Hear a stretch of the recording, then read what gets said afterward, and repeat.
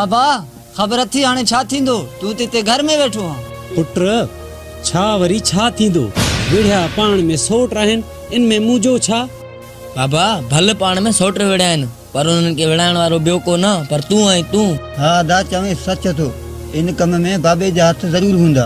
पुत्र भली कंहिंखे ख़बर हुजे या न हुजे पर तव्हां इहा ॻाल्हि वञी सॼे ॻोठ में हुलाईंदा त कमाल खान खे सुल्तान खान न पर बाबे मारायो आहे। अरे छोरा कुछ शर्म कयो शर्म। बाबा चवंदा नी सच्चो कौड़ो ही हूंदो आहे।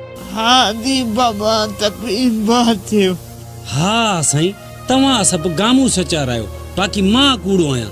मां हाणे हिते हिकिड़ो मिंट बि न रहंदुसि।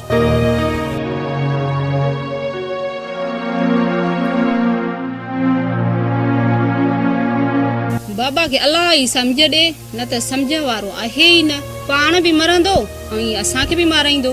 हा दी चए सच थी बाबो हिकु ॾींहुं अहिड़े खॾ में किरदई जे तां वापसी कोन थींदसि।